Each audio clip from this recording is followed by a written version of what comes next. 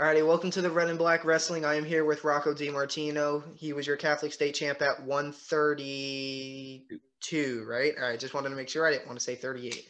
Um, so thank you for taking the time out of your day to be a part of this. It means a lot.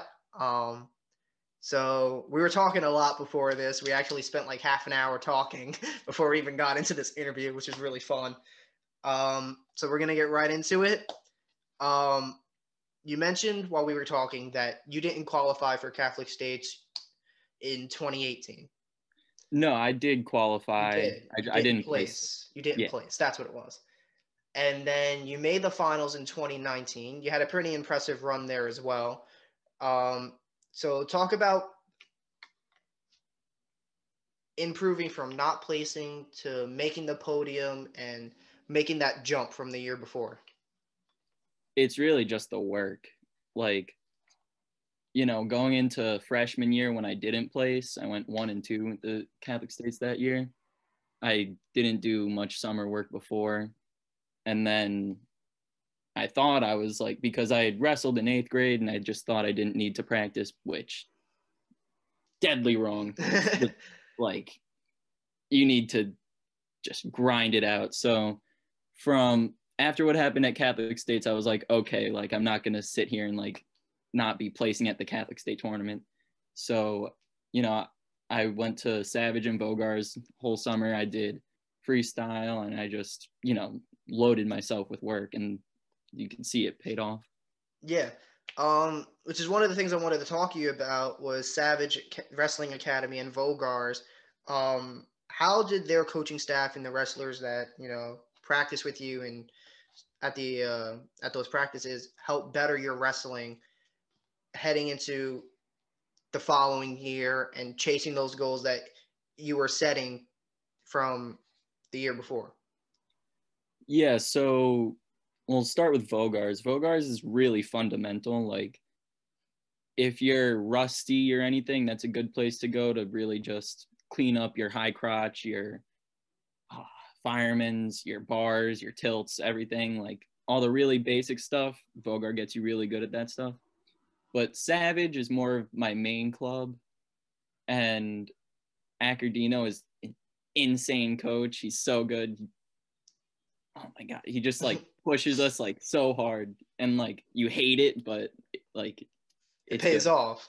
Yeah, so I always argue that Savage is like the toughest club on Long Island, just because of like almost everything is conditioning, and not in like a bad way. Like, Yeah. we'll spend 10 minutes conditioning after, maybe 15 minutes, 30, but like the drilling, it's all, he just drills this stuff in you. You can't forget it. Yeah. I remember having practices like that. I remember the Monday of the Catholic State tournament. I believe it was my freshman year. It was like starting the week off. We're getting ready to end the week. We were practicing, and then all of a sudden, my coach Ray Brenzer opens the back door of the wrestling room, which leads into like the school cafeteria and like into the hallways. And he was like, "All right, let's go, but jog, don't walk." And we were like, "Where the hell are we going? And what are we gonna do?" He opens up the staircase, takes us to the basement level of our school. So if you probably have seen that level, like where the gym is, and there's that hallway. Mm-hmm. That's our basement level of the school. So he unlocked the staircase. He goes, "All right, buddy carries." And we're like, "What?" And he had us buddy carry to the 4th floor of our school. Oh, And we did it 3 or 5 times. And you were not allowed to walk down the stairs either, because we had Rock Endokai screaming at us from the top not to walk. So it was just, and we did it again this year too. And I had a little bit of a break because I had Mikey on my shoulders.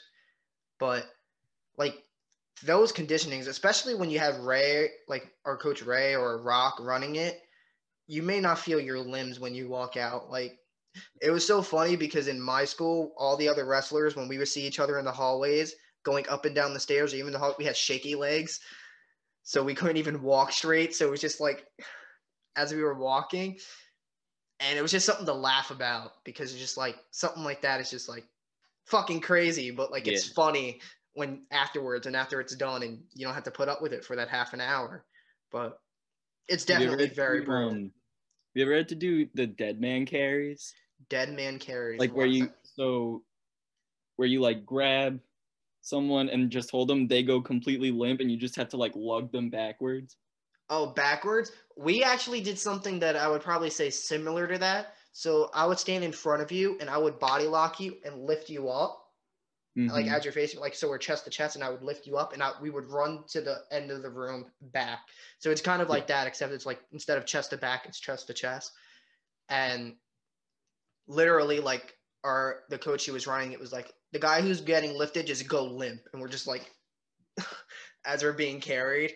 But that was like pretty hard. Another one we did was we would get into a bear crawl, and the partner who you'd be practicing with would be underneath you and lock around you.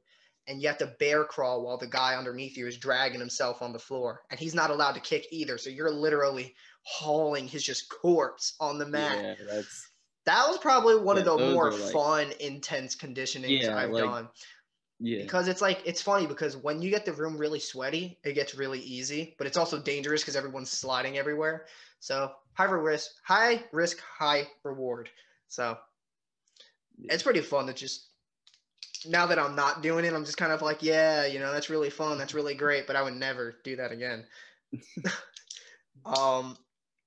So back to the Catholic State tournament, you didn't place from the year before, then you made the finals. We're not going to avoid it. We were the ones who wrestled each other in that finals. Yeah. For anyone who doesn't know, it was me and Rocco who wrestled in the 2019 Catholic State Finals. But it's all love. We still talk about it. We still laugh about it. It was a great match. The craziest thing about that match was definitely the crowd. We were talking about it before. We had Chaminade screaming, "Go Rocco." We had Farrell screaming, "Go Danny." My teammates, I have a picture of it. They had, just wanted to make sure, a whole bunch of my teammates had a letter of my name written on their chest in permanent marker.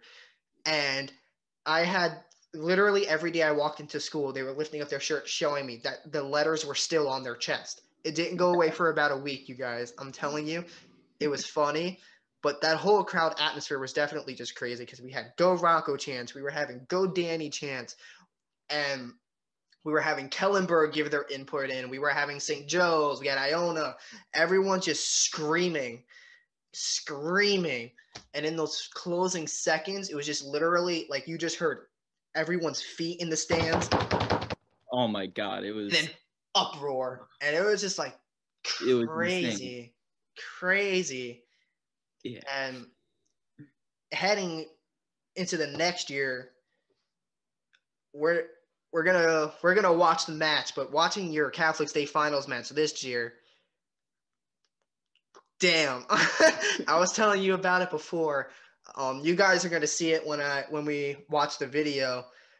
Rocco had some pretty mean front headlock snaps. It almost looked as if there was a decapitation, but it was mean. I had my fair share of that ass whipping, and it was in those same 30 seconds, you guys.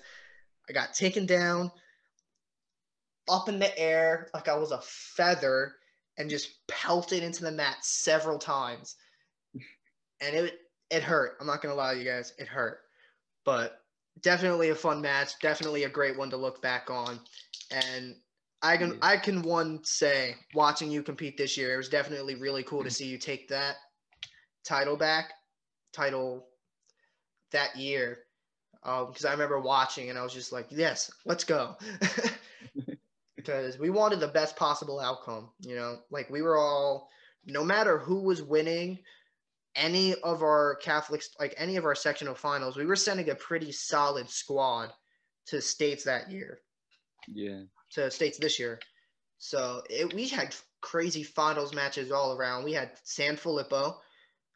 His match was pretty good. That was a pretty close match. It was 4-2, I believe. It was right? 4-2. Yeah, that was. Yeah. Minahan, he's another one that I'm gonna get on here. Insane. Rapping? That kid is insane. Yeah, he so San Filippo and Minahan I'm actually getting on So I did put this on the Instagram page that I did confirm that they were interviews I was going to be doing. Minahan, I didn't expect that outcome. I'm not going to lie. I didn't. If he was going to win, I didn't think it was going to be from pin. I thought it was going to be like a very close decision, maybe even an overtime thriller. I did not see a pin happening. I'm just going to admit that right now. I did not see that pin coming. And it was really shocking when I did, but it was also really cool to see. Because the kid who was wrestling, Diaco, was one of the kids that many people really didn't see losing at Catholic States. That was probably one of the guys that they were kind of like, all right, we can see him winning it, and it wouldn't, like, no outcome, like, we see him winning. No one really knew who he was either. Yeah, I was like I saw, like, when we dueled you guys had a pretty solid squad. Like, we won the duel, but you guys had good wrestlers. You guys still had Luckner. There was you, Sanfilippo, Minahan. Close matches from that duel. But you guys had a solid squad that year. You guys ended up taking the Catholic State tournament as a team, which was really cool. You guys snapped the St. Anthony streak. After a couple of runner-up finishes, actually, you guys finished second the last couple of years, and it was kind of close, but it was those finals matches that made the difference. And you guys went 3 for 4 in the finals this year, which was a huge game changer. The only one who lost was Schifano, and that was a pretty crazy match. That was wild. Oh my God. That was wild. Like, they just started talking each other, and I was like, oh, some shit's about to go down. There is a story behind that, though. So you know how he... Please inform me. Yeah. So, the week before at the league tournament, it was Semeraro and Krishy. And Semeraro, like, just really wanted it. He wanted to beat him. So he came out and he had his game plan. He was straight and everything. He went in and he was beating him by a lot. Krishy, towards the end, took him down and let him up. So as Sem is circling around, you see Krishy walking forward like this, like that. So everyone in the crowd there was like, oh. So the fact that Schifano actually did that in the Catholic State Finals. That's pretty funny. That struck our whole ironic. Team. That struck our, like, no one from the city or Buffalo actually knew what was going on. So it did make Christian look kind of an asshole. But at least you can admit that. At least you can just admit that.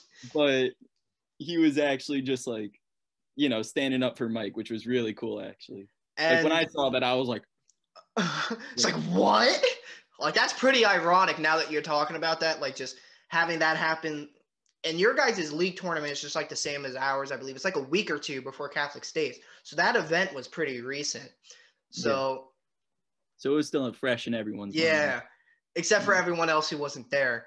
But Schifano actually beat Semeraro, who was the starter in the semi. So he was having a really good run. I wrestled Schifano last year, the first round. And he's a tough kid. I didn't really think many people saw that happening either. Now, did they wrestle at leagues?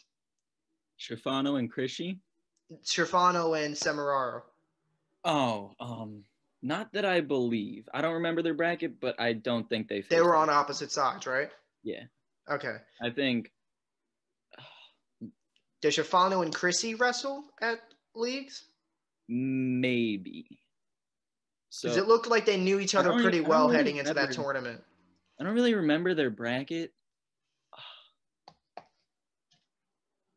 I wish I could remember. I think because Muller was also in that bracket, and he was above Schifano. So I think Krishy was the 1 seed, Sem was the 2 seed.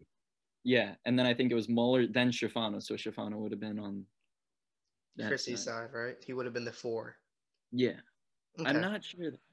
I'll have to look into that. Yeah. But you can talk about how Semeraro is as a wrestler too. I believe you wrestled him at leagues too. I believe it was in league finals, right?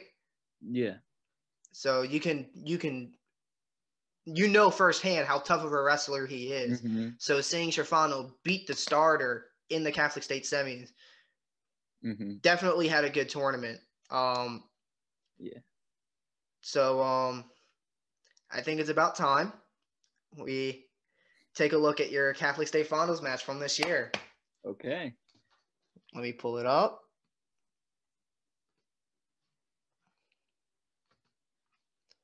Alrighty.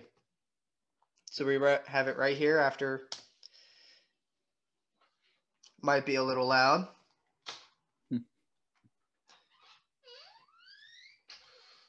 So we have you running on in.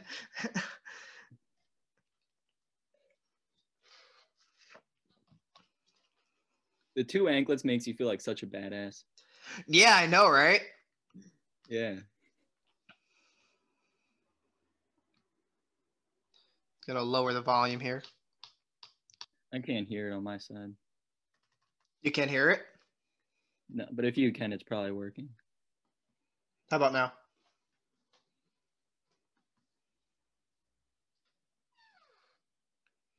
Can you hear it now? No. It's fine, though. It's probably working if you can. Yeah, I can hear it. So you're right there in on that shot. He's defending pretty hard. Mm-hmm. And now he's in on a shot on his own. Oh.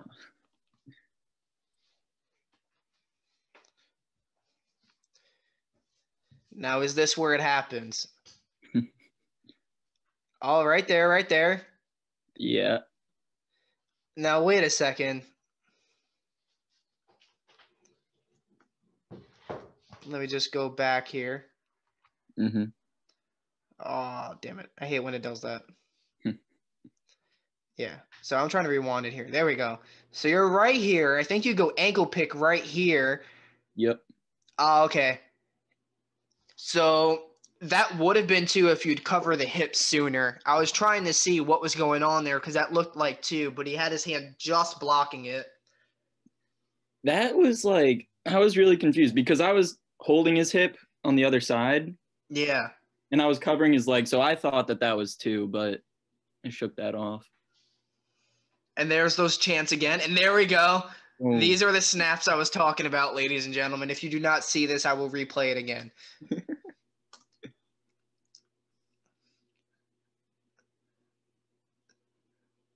a rake. That right there. Those are some pretty hard fucking snaps. That is mean. That is ruthless. That's aggressive. But as we were talking about before, like those chants, like we heard them again. Yeah. The Chaminade crowd is always very vocal, always like having their voices heard, or always very screaming and chanting and very supportive of their wrestlers, and that's really nice to see. No, it doesn't matter who's wrestling. Everyone on the Chaminade crowd's like, yes, fucking pin him, beat him, wrestle. We have some loud moms, yes. Right there, we're going on with Crab. Right there's that half. That was extremely sloppy. I always cringe when I see that part. I was riding really stupid at that point. But let's look back at that because you had that right there. He just slipped his arm out at the last possible second. Right there. So what was happening there was he was sitting me back because I was not riding good at all. Mm-hmm. Because my foot was like under his while I was on top of him. So he just pulled me back, but I was still under his arm. So I decided to bring him into crab ride. And then we just recovered. There probably should have been a couple back points there. But this is one of my nice. They probably would have called it like that, where they're kind of just like, yeah, maybe. Like right there, you got backs right there. There should be at least two. And then he called that. And then again. Mm-hmm. So let's go back because I believe there was backs at some point over here. You have that hammer fist, and now you're going claw. And he resumes it, so that should be two. My ruling may be wrong. And he's going swipes here, but doesn't give you anything, does he? No. There he goes. He does. Oh, no, he gave me it but not for the second part. because there was there was a tilt and then a half. But I can just say you throw a mean half. No first hand, ladies and gentlemen. In our match, if I just punched it to the floor a little bit harder. It was very close. If we want to, we can rewatch that back. But I'm telling you, I had just about an inch off the ground, and my shoulder was like touching, like my right shoulder was touching the bottom of my left trap. Like, and we got, was that a takedown? I literally just like, no, that yeah, was it was a takedown. Or was that a reversal? No, that was my sloppiest wrestling of my life ever. I've ever done. Like, oh, it's so bad. So, I did a sit out turn in, and I got behind him, but he stood right up, and I tried to hook his leg and bring him down, but I let my hips get too far out, so I basically just fell down and let him get on top of me.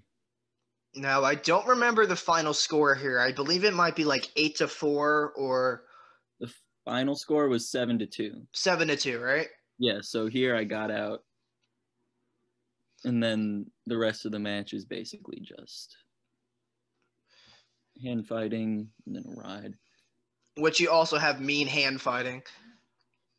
Like, yeah, if I can describe what that was like when, like, the first 30 seconds of our match, I was getting clubbed. Like, that first club you hit me with shocked the fuck out of me. Like, it hit me, and I was like, whoa. Yeah, that was my club year. That was when I was just like, that was when I just thought the club was everything. Still is. We got Club Martino over here. Yeah, but I think hand fighting is one of the better parts about wrestling. It's like, and you see someone like Austin DeSanto who goes absolutely fucking nuts on hand fighting. Mm-hmm. Yeah. Like, because it's like the most aggressive part, but it's also like artistic. Yeah. He's just like, I'm going to fucking kill you, and then I'm going to walk off this mat. This should have been one. That was the second caution. Now, what was this right here that he was calling it for? Shot off the whistle? Yeah, basically. Wait a sec. Let me just get this straight. So he goes here, blows the whistle, and he shoots, and he calls a caution. Yeah, that was like, that's a bad call. That was iffy. That's a bad call because you blew the whistle, you initiated the start, and then you wave it off. That I would say is a bad call because he started. It was like, so he started the shot before it was a slow shot. He basically like picked his foot up before the whistle blew. But yeah, it didn't really matter to me. I wouldn't mind if he didn't call it. Okay, so we're in our third and final period here.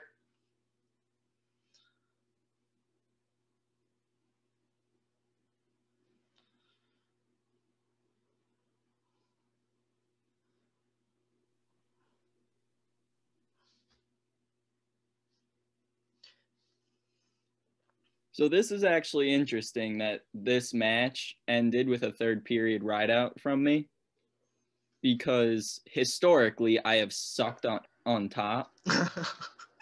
Like, the first few matches of my season last year, I lost while I was on top. I was like, it was disgusting.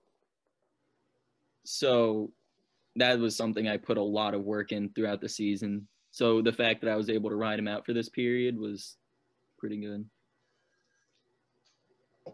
Yeah. And I know that we both keep bringing it up, last year, this year, like finals wise, but I can see the difference.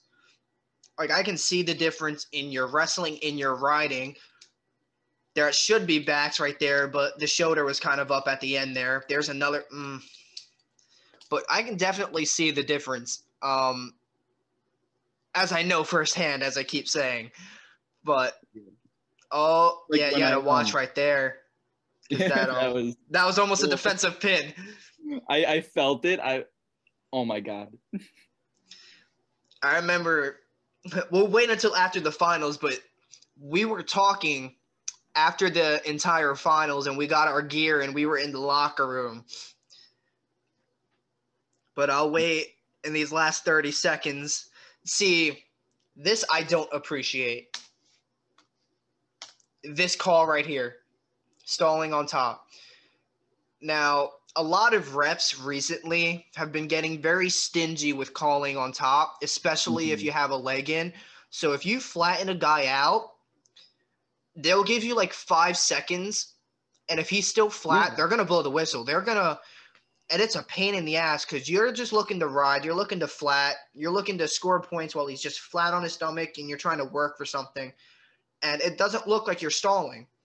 The thing about that too was I was working his wrist there. Like it does look that I'm just riding parallel and keeping him flat, but I was looking to roll his wrist and stuff, and then the ref just called it because that kid's coaches were also like stalling. So might have felt like he had to. And there it is. Oh, that felt so good. It's a great feeling, isn't it? That little scream at the end.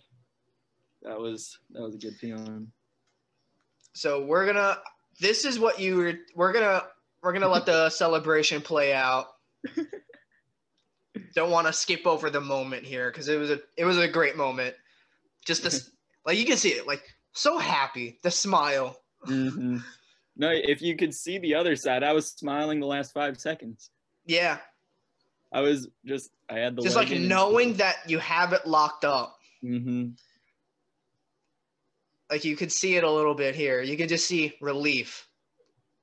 Like the funny thing is, like I was so excited after that, and then the moment that it started to die down a little bit, I was like, "Oh my god, I'm gassed!" Like, I was running. I was like your adrenaline spikes. I was running, hugging people, yelling, and then the moment I went into the locker room to get dressed, I like almost fell, and I was like, "Okay, I need water." Because I remember, like after like I won my first, like because it was really like it's like winning a section final, especially like like a Catholic State final, like it's a very emotional thing. Mm-hmm. You put a lot of hours, you put a lot of blood, you put a lot of sweat and tears into this craft that's wrestling. And when you achieve that goal that you've set, it's like shocking even to yourself in that very moment. Because when I first started wrestling in high school, I looked at it and I was like, this may not be something I can do. Like I can just do placing, that's fine. Then I made the finals my sophomore year, and that kind of just like set that, all right, I'm going to do it next year. I could do it next year. And then it's just so surreal when it happens that letting out that scream, it feels so good. Like even I can relate. Like when you see that clock wind down, it's just shocking. It's like, holy shit, I did it. Yeah. And you just let out that scream and like you celebrate with your family, your coaches, your teammates, jumping into everyone's arms like, I did it. And in the locker room after the tournament, you told me you got a little bit of flashback. Which part? I believe it was when you had about this position right here. You said you had the leg in, and you said something about the banana split position. And you said you got flashbacks, and you were like freaking out. You were like, no, you're like not letting this happen. Because remember, you were talking to me in the locker room, and you were like, dude, this is fucking great. I feel so good. I'm so excited. This gear is amazing. Like just so much excitement. No, the real flashback was probably after I escaped in the second period when we went neutral. I was so gassed. Like, me too. I could feel it. It was in this match though, like in 2020. So I was so gassed, and that is like the same feeling I felt when I wrestled you. Like, I came out so like hard against you. Like I was just doing the absolute most. And then I just slowed down and like let that get the best of me. Yeah. And then this time I said absolutely not, and I don't know what like happened. I just kept wrestling.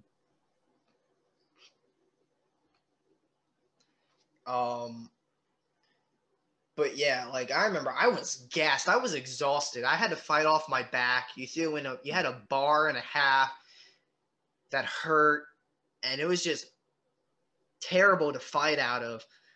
Like I remember halfway thinking, I'm like, should I even try to fight out? I'm like, this is annoying. This is hurting. Like, do I just want to call it quits? And I managed to just get my hip a little bit away, and I was like, all right. Then you ran me out of bounds, and we started in the middle, and then the mat returns happened, and I was like, wow, the torture continues. That sucked the life out of me. Like I want to show everyone the mat returns I'm talking about. You got height. You got height on those mat returns. And for those who don't know, I weighed like 12, 14 pounds under because I got bumped up about like a weight class or two because we had Terry at 113 and we had Jimmy at 120. And that's where I spent most of my season bumping around at. And my coach was like, yeah, no, you're not doing this for Catholic States. Like for our league tournament, they were like, you're going 126. And I was like, what? I'm like, that's absurd. Like, I'm way underweight. I said, I'm not the right size. I'm like, it's not going to go well. I'm like, everyone's beefy at 26. Like, all I had was my split. Like, that's all I can do. Like, before my match, I just left, right, split. But that's like, I was like, like, that's not right. I'm like, I can eat. Yeah, that's lit. I can eat. But then I'm practicing and I'm losing everything I'm eating. So it's not like. You just eat more. And then I eat more. And then I remember at New York States, I was about the same under. And I was like, well, this is going to suck. Because we did that stuff with some of our guys this year. Our 95-pounder, who was under for 95, he wasn't even cutting for 95, bumped up to 220 for the rest of the season. And he was so underweight that he didn't even qualify for 220 until he hit a certain weight. So they were like, listen, you can't compete at 220 until you at least weigh like 200 or 210 or something like he had to at least weigh like 200 or like 205, something like that. But they would not let him weigh in for 220 until he did.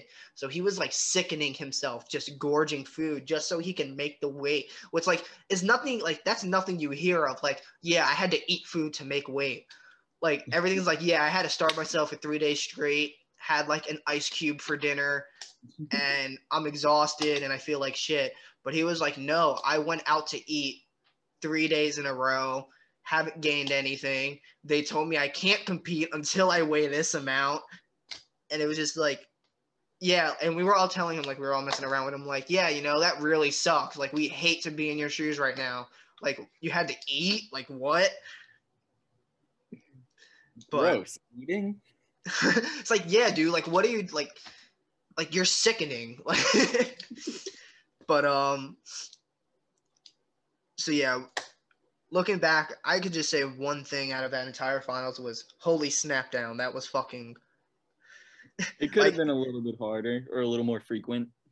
But, you know, we're gonna watch that again. We're gonna look at that snap down again because we saw like leveled out seesaw.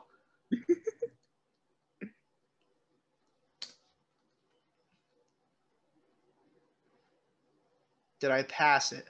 Yeah, you passed. I did. Right here. Like, I remember seeing that in person and I was going like, holy shit. But yeah. Once again, congratulations on the win. You've come a long way since the year before and this year. And I know that, you know, like a lot of wrestlers heading into New York State, it's not always the outcome they want. You drew a tough first round. You had Zach Redding, who's a hell of a wrestler. He's a stud. I didn't get to see your second match at States. But I believe you went 0-2. Barbecue, it's tough. It's tough. But States isn't a slouch tournament. It's hard. You know, just making the state tournament is a big deal in itself. And you still have how many years left? You have 1 year left, right? This is Yeah, your senior I'm a year. senior this year, yeah. And I know that this year also isn't going how you're planned it for it to go. And I know that a lot of seniors are praying for a season, and that's all we can continue to do day by day. Do you have any funny stories you would like to share with everyone at home watching? Yeah, so off the top of my head, maybe. So at Fargo in 2019, the dorm that we were sleeping in had like a basement in it with like a TV and stuff. So Like a lounge area, like a hangout area. Lounge. So we were all down there, and probably like 15 New York guys. We were just chilling there. Some guys were just only wearing underwear because it was hot. So, you know, just like out of nowhere, like we just start like rapping. Like everyone that everyone that sucks at rapping just started. And it was fun until like midnight. The woman that was in charge of making sure everyone in the dorm was where they were supposed to be and everything, we were supposed to be in our rooms by midnight. So she walked in at midnight to a bunch of guys, a bunch of naked guys just wearing underwear, rapping. And that was probably one of the awkwardest situations I was ever in. What did she say when she just walked in and saw a bunch of dudes in their underwear rapping? I think she was disappointed. She just laughed and said, like, everyone go upstairs now. Yeah, I remember you telling me before this, they were like sus raps. Yeah, some kids were doing sus raps. Just like imagine like poor housekeeper Consuela going into the basement of a dorm and just sees a whole bunch of dudes in their underwear just rapping very poorly, may I add. And then has to be the one to tell them to go to their rooms. Yeah, and then I think she had to come down again because they didn't listen the first time. To more rapping, though. To more rapping. Better rapping. Better rapping. So before we head out, do you have any last words before we end it? Anything you'd like to say to the people sitting at home who are looking to become Catholic State champions and chase their goals and dreams and aspirations? Well, we've been talking a lot about, like, you know, my rise almost. Like, you know, how I went 1-2 freshman year and then lost to you in the finals the next year. And like, honestly, wrestling just builds off of itself, you know? Like, my goal sophomore year was not to be in the Catholic State Finals. I wanted to place. I wanted to maybe be top 3. So what happened that time was I was actually not the starter. He started Michael Semeraro over me, my coach. So that like pissed me off. So I went to practice after every practice. I was, you know, busting my balls like really hard. And then I started winning a lot of matches. And then I rose above Michael on the roster, and then I wrestled him and I actually lost to him in the wrestle-off too. So, oh, wow. So you didn't even start in the beginning of 2019. So he started over me, and I thought that I could have beat him. So we wrestled off, and that was a pretty close match. What was the score of the wrestle-off? It was 5-0 because it was 0-0 the whole time. Then he got one like lucky cradle, and then just turned me with it. So the score was 5-0 on that, and that was a really weird experience because he was my practice partner. So I'm trying to like we're competitors. Like, we wrestled in the league finals, but he's my practice partner. Exactly. So it's like very weird. It's like we're teammates, but at the same time we're opponents, but then we're teammates. And outside of that, he's like my best friend too. So that was a big driver. That, like, in pursuit of a starting spot, I was good enough to go to the Catholic State Finals that year. And that's crazy because I didn't even place the year before. And then now I'm looking at the crowd and I hear all this stuff going and I'm just like, wow. It pushes you. Like, that, wrestling under those conditions are a whole other thing. You're still muted. There we go. Having that like spotlight and yeah, it's like that, because all eyes are on you. There's no other matches going on. They break it down, one mat. You know, we got 15 weight classes to go through. We got 30 wrestlers left. All eyes are on you. There's nothing else going on, and just having that is crazy. Yeah, and it would have been like such a hero story if I did beat you. Like, because you go from not placing to winning, and then you go to states, and then I would have been the only one from Chaminade going to states. But, you know, I got too hype. I let it get to my head, and I essentially just gave up. And I think that losing that match was the best and the worst thing to happen to me.